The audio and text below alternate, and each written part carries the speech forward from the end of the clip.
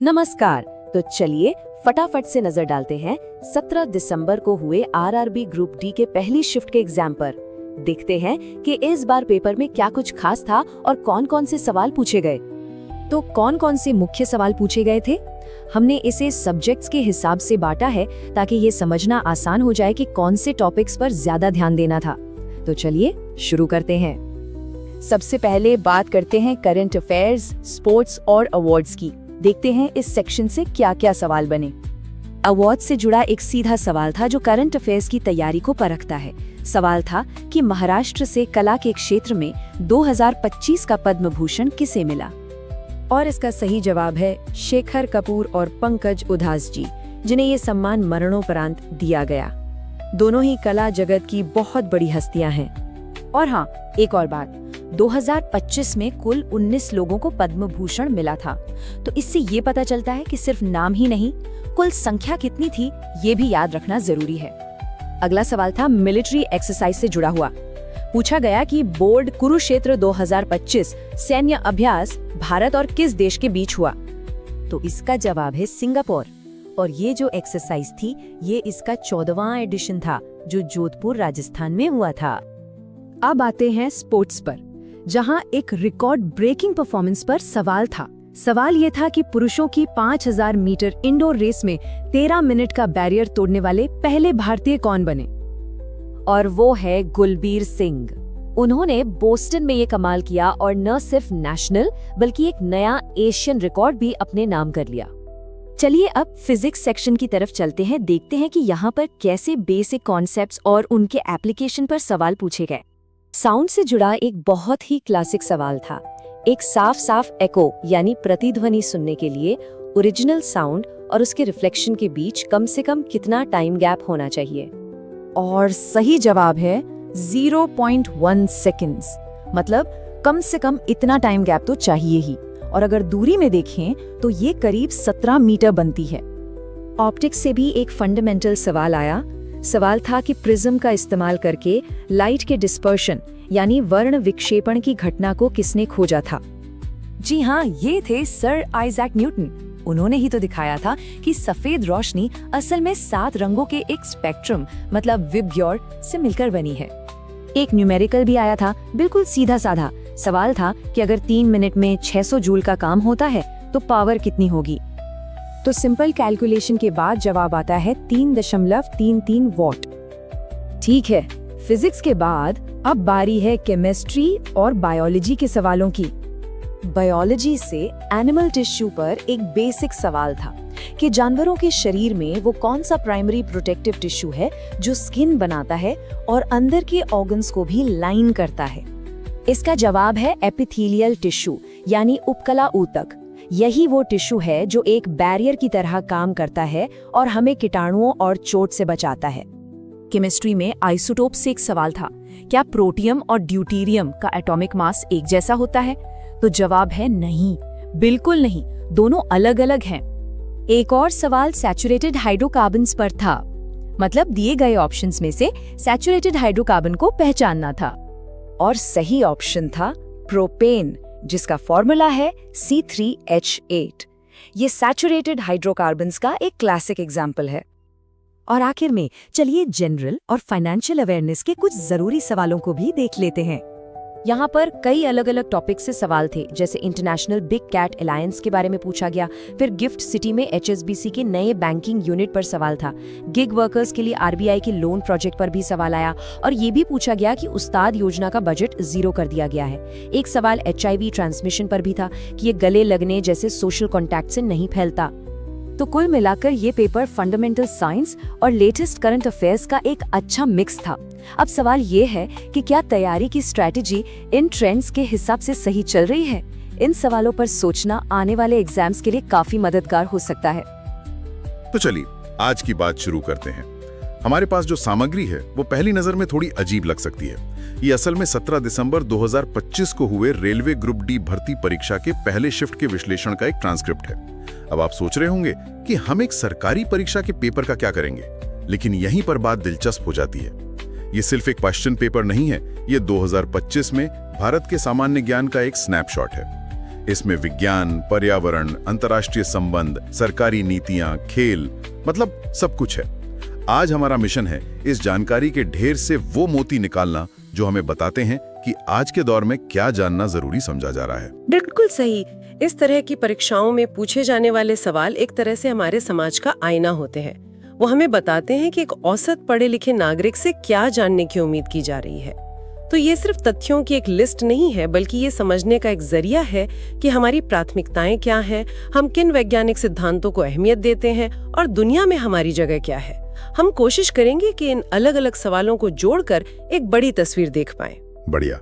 तो शुरू करते हैं विज्ञान से, और एक ऐसे सवाल से जो हम सब ने स्कूल में पढ़ा होगा लेकिन शायद भूल गए होंगे।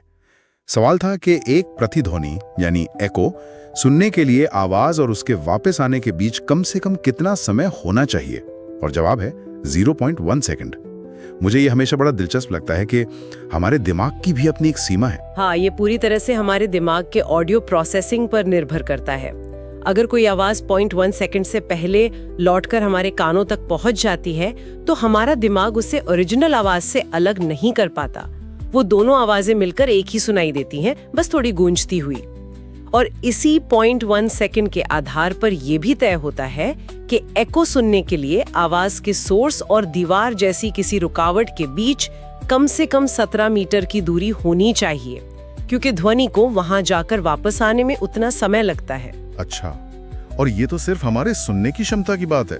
मुझे तो ये सोचकर हैरानी होती है कि चमगादड़ और डॉल्फिन जैसे जीव हमसे कहीं बेहतर तरीके से ध्वनि को प्रोसेस कर पाते हैं। उनका ब्रेन तो मिलीसेकंड्स में ही काम कर लेता है, तभी तो वो इकोलोकेशन से अपना रास्ता और शिकार ढूंढ पाते हैं। बहुत अच्छा पॉइंट है। ये हमें याद दिलाता है कि जो हमारे लिए भौतिकी का एक नियम है, वो प्रकृति में जीवन और मृत्यु का सवाल है। खैर, ध्वनि से अब प्रकाश पर आते हैं। एक और क्लासिक सवाल, प्रकाश के वर्ण विक्षेपण यानी डिस्पर्जन ऑफ लाइट की खोज किसने की? इसका श्रेय जाता है सर आइजैक न्यूटन को। वाई प्रिज्म वाला प्रयोग है ना, जिसमें सफेद रोशनी प्रिज्म से गुजरकर 7 रंगों में बढ़ जाती है, VIBGOR। जी, लेकिन यहाँ दिलचस्प बात ये नहीं है कि उन्होंने ये किया, बल्कि ये है कि उन्होंने साबित क्या किया। न्यूटन से पहले लोग मानते थे कि प्रिज्म खुद प्रकाश में रंग पैदा करता है। न्यूटन ने एक कदम आगे जाकर एक और प्रिज्म को उल्टा रखा और दिखाया कि वो 7 रंग मिलकर वापस सफेद रोशनी बन जाते हैं। इससे ये साबित हुआ कि रंग पहले से ही प्रकाश में मौजूद होते हैं, प्रिज्म तो बस उन्हें अलग अलग कर देता है।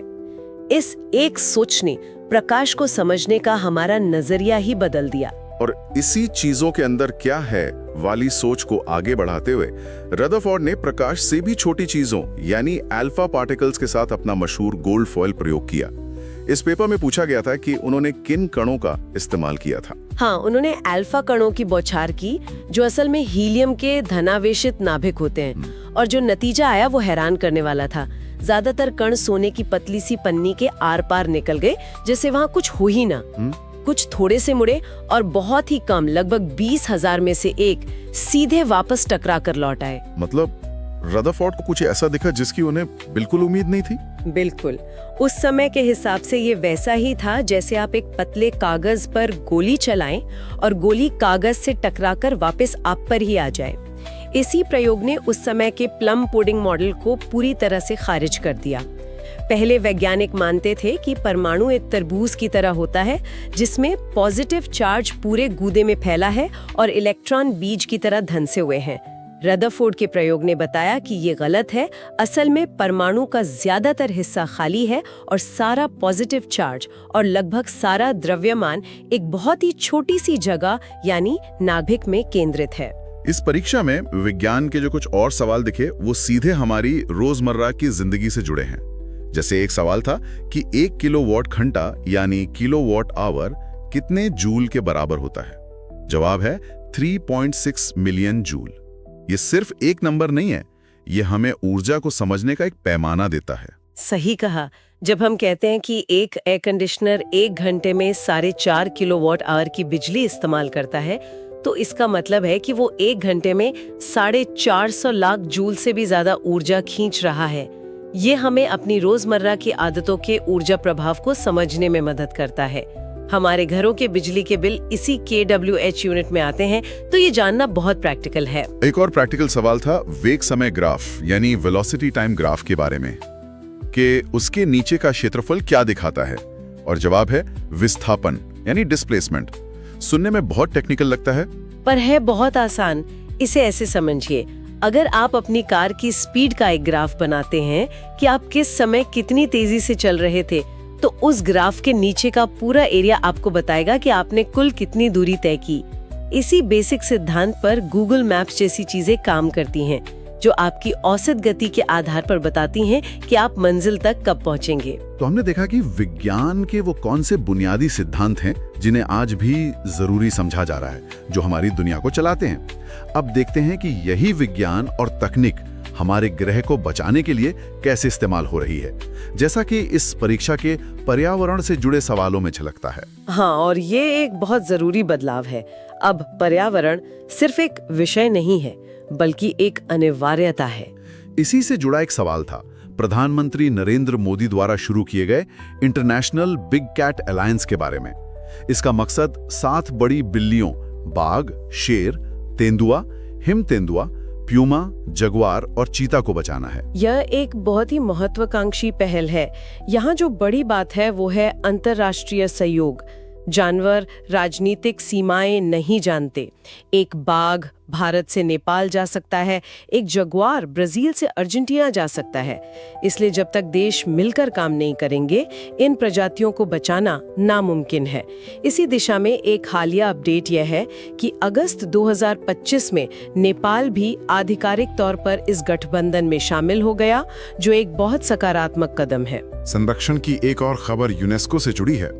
उसने अपने man and the biosphere programme में हिमाचल प्रदेश के शीत मरुस्थल बायोस्फीयर रिजर्व को शामिल किया है, जो लाहौल स्पीति में है।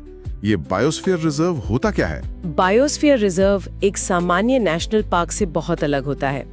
ये एक ऐसा इलाका है जहां प्रकृति के संरक्षण के साथ साथ वहां रहने वाले इंसानी समुदायों के सतत विकास यानी सस्टेनेबल डेवलपमेंट पर भी जोर दिया जाता है। मतलब पर्यावरण को बचाना भी है और वहां के लोगों की आजीविका भी चलनी चाहिए। लाहौल स्पीति जैसे ऊंचे और ठंडे रेगिस्तान का इकोसिस्टम बहुत नाजुक होता है। उसे ये मान्यता मिलना ये सुनिश्चित करता है कि वहां विकास के नाम पर पर्यावरण को नुकसान ना पहुंचाया जाए। और फिर एक बहुत ही सीधा लेकिन शायद सबसे जरूरी सवाल पूछा गया, पेट्रोलियम का उपयोग कम क्यों करना चाहिए? जवाब था क्योंकि ये एक अनवीकरणीय संसाधन है। ये सवाल सिर्फ एक तथ्य नहीं पूछता, ये हमें हमारी जिम्मेदारी का एहसास दिलाता है। नॉन रिन्यूएबल का सीधा सा मतलब है कि ये सीमित है और एक दिन खत्म हो जाएगा। ये सवाल भले ही परीक्षा में पूछा गया हो, लेकिन ये हम सब से जुड़ा है। जब भी हम पेट्रोल पंप पर अपनी गाड़ी में तेल भरवाते हैं, हम इस नॉन रिन्यूएबल कहानी का हिस्सा बन जाते हैं। ये हमें सोचने पर मजबूर करता है कि हमें सौर और पवन ऊर्जा जैसे नवीकरणीय स्रोतों की ओर कितनी तेजी से बढ़ने की जरूरत है। विज्ञान और पर्यावरण की इन बड़ी वैश्विक बातों से हटकर अब जरा जमीन पर उतरते हैं और देखते हैं कि देशों के बीच और देश के भीतर क्या चल रहा है, जिसकी झलक हमें बोल्ड क्रूसेडर 2025 जैसे सैन्य अभ्यासों में मिलती है। ये भारत और सिंगापुर की सेनाओं के बीच राजस्थान के जोधपुर में हुआ। आज की दुनिया में ऐसे संयुक्त सैन्य अभ्यास बहुत आम हो गए हैं। इनका एक मकसद तो होता है एक दूसरे की सैन्य तकनीकों और रणनीतियों को समझना, लेकिन उससे भी बड़ा मकसद होता है एक रणनीतिक संदेश देना। जब भारत और सिंगापुर मिलकर अभ्यास करते हैं तो यह क्षेत्र के दूसरे देशों के लिए एक संकेत होता है कि इन दोनों देशों के बीच मजबूत रक्षा संबंध है। ये डिप्लोमेसी का एक अहम हिस्सा है। और गठबंधनों की बात करें तो एक बहुत बड़ी खबर थी जनवरी 2025 में रूस और ईरान के बीच हुए 20 साल के व्यापक समझौते की। इसमें रक्षा, उद्योग और व्यापार सब कुछ शामिल है। ये तो एक बहुत बड़ा डेवलपमेंट है। बहुत बड़ा। ये दिखाता है कि वैश्विक राजनीति की धुरी कैसे बदल रही है। एक तरफ पश्चिमी देश है और दूसरी तरफ रूस और ईरान जैसे देश अपने गठबंधन मजबूत कर रहे हैं। इस समझौते का असर सिर्फ इन दो देशों तक सीमित नहीं रहेगा। इसका असर मध्य एशिया की स्थिरता पर, ऊर्जा बाजारों पर और यहाँ तक कि भारत की विदेश नीति पर भी पड़ेगा, क्योंकि भारत के इन दोनों ही देशों के साथ ऐतिहासिक रूप से अच्छे संबंध रहे हैं। तो भारत को यहाँ एक तरह से संतुलन साधना होगा। बिल्कुल, यह एक जटिल शतरंज की बिसात है। इस तरह के समझौते भारत जैसे देशों के लिए चुनौतियां और अवसर दोनों पैदा करते हैं। अब देश के भीतर की नीतियों पर नजर डालें तो एक दिलचस्प विरोधाभास देखने को मिलता है। एक तरफ असम की अन्नपूर्णा योजना का जिक्र है, जो उन बुजुर्गों को हर महीने 10 किलो चावल मुफ्त देती है जिन्हें किसी और पेंशन स्कीम का फायदा नहीं मिल रहा। यह एक क्लासिक सामाजिक सुरक्षा वाली योजना है। इसका मकसद है कि समाज का कोई भी कमजोर हिस्सा पीछे न छूट जाए। ये दिखाता है कि सरकार की प्राथमिकता खाद्य सुरक्षा सुनिश्चित करना है। लेकिन वहीं दूसरी तरफ उस्ताद योजना है, जिसका पूरा नाम upgrading the skills and training in traditional arts crafts for development था। ये पारंपरिक कारीगरों के हुनर को बढ़ाने के लिए थी, लेकिन 2024-25 के बजट में इसका आवंटन शून्य कर दिया गया। मतलब योजना एक तरह से बंद हो गई। जरूरतमंदों के लिए खाद्य सुरक्षा है जो बहुत जरूरी है, और दूसरी तरफ पारंपरिक कलाओं को बचाने वाली एक योजना का अंत। ये दिखाता है कि विकास की परिभाषा भी सरकार की प्राथमिकताओं के साथ कैसे बदलती है। क्या तत्काल जरूरतें लंबी अवधि की सांस्कृतिक विरासत के संरक्षण से ज्यादा महत्वपूर्ण है? ये एक बड़ा सवाल है जिसका कोई आसान जवाब नहीं है। इन गंभीर विषयों के बाद चलिए अब उस क्षेत्र की ओर बढ़ते हैं जो अक्सर लोगों को जोड़ता है, खेल और पुरस्कार। और शुरुआत करते हैं पद्म पुरस्कार 2025 से। महाराष्ट्र से फिल्म निर्माता शेखर कपूर और दिवंगत गायक पंकज उदास को पद्म भूषण से सम्मानित किया गया। 2025 में कुल 139 पद्म पुरस्कार दिए गए, जिनमें 7 पद्म विभूषण, 19 पद्म भूषण और 113 पद्मश्री थे। ये पुरस्कार सिर्फ सम्मान नहीं है, ये एक तरह से देश की तरफ से एक धन्यवाद है उन लोगों को जिन्होंने अपने अपने क्षेत्र में असाधारण योगदान दिया है। जब हम इन नामों की लिस्ट देखते हैं तो हमें पता चलता है कि समाज, कला, विज्ञान, समाज सेवा और उद्योग में किन लोगों के काम को सराह रहा है। क्रिकेट की दुनिया से एक ऐसा आंकड़ा मिला है जिस पर यकीन करना मुश्किल है। कुणाल पांड्या ने 2 अलग-अलग टीमों के लिए आईपीएल फाइनल्स में प्लेयर ऑफ द मैच का पुरस्कार जीता है। 2017 में मुंबई इंडियंस के लिए और 2025 में रॉयल चैलेंजर्स बैंगलोर के लिए। ये सुनने में जितना आसान लगता है उतना है नहीं। बिल्कुल नहीं है। ये दिखाता है कि एक खिलाड़ी कितने हाई प्रेशर माहौल में प्रदर्शन कर सकता है। एक फाइनल मैच का दबाव ही बहुत होता है, और 2 अलग-अलग टीमों के साथ अलग-अलग भूमिकाओं में ऐसा कर पाना उस खिलाड़ी के मिजाज और कौशल दोनों को दिखाता है। ये एक असाधारण उपलब्धि है, और अच्छी बात यह है कि सफलता सिर्फ क्रिकेट तक सीमित नहीं है। भारत ने 2025 में पहले खो-खो विश्व कप का खिताब जीता, और सिर्फ पुरुषों ने नहीं बल्कि पुरुष और महिला दोनों टीमों ने फाइनल में नेपाल को हराया। ये खबर मेरे लिए बहुत उत्साहजनक है। हम अक्सर क्रिकेट क्रेजी नेशन होने की बात करते हैं, लेकिन ये दिखाता है कि भारत में खेलों का विविधीकरण हो रहा है।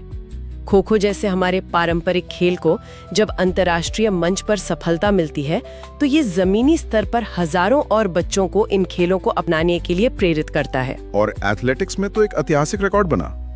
गुलवीर सिंह 5000 मीटर की इंडोर दौड़ में 13 मिनट का बैरियर तोड़ने वाले पहले भारतीय बन गए। उन्होंने बोस्टन में एक नया राष्ट्रीय और एशियाई रिकॉर्ड भी बनाया, 13 मिनट का बैरियर। ये भारतीय एथलेटिक्स के लिए एक मील का पत्थर है। लंबी दूरी की दौड़ में ऐतिहासिक रूप से अफ्रीकी एथलीटों का दबदबा रहा है। 13 मिनट के इस मनोवैज्ञानिक अवरोध को तोड़ना ये बताता है कि भारतीय एथलीट अब सिर्फ भाग नहीं ले रहे हैं, वे दुनिया के सर्वश्रेष्ठ एथलीटों को चुनौती दे रहे हैं। ये बेहतर ट्रेनिंग, विज्ञान और आत्मविश्वास का नतीजा है। तो इस सब का क्या मतलब है? एक रेलवे परीक्षा के सवालों के इस विश्लेषण से हमने विज्ञान के उन नियमों को समझा जो ब्रह्मांड चलाते हैं, पर्यावरण बचाने के लिए हो रहे वैश्विक प्रयासों को देखा, बदलती हुई भू राजनीति की झलक पाई, सरकारी नीतियों के विरोधाभास को समझा और खेल में भारत की बढ़ती ताकत को महसूस किया। ये वाकई दिखाता है कि कैसे जानकारी के बिखरे हुए टुकड़े मिलकर हमारे समय की एक बड़ी और जटिल तस्वीर बना सकते हैं। और यहाँ विचार करने के लिए एक अंतिम बात है, ये सारी सामग्री एक प्रतियोगी परीक्षा के विश्लेषण से आई है, जहाँ सही जवाब देने यानी तथ्यों को याद रखने पर जोर होता है। लेकिन क्या इन सभी तथ्यों को याद रखने से ज्यादा जरूरी यह सवाल पूछना नहीं है कि ये तथ्य आपस में कैसे जुड़ते हैं?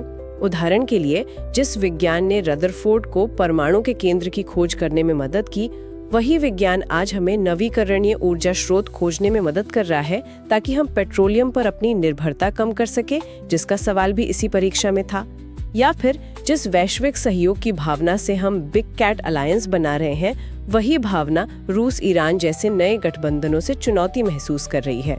ज्ञान को अलग अलग खानों में देखने के बजाय अगर हम उनके बीच के इन संबंधों, इन कनेक्शंस को देखें, तो दुनिया को समझने का हमारा नजरिया कितना बदल सकता है।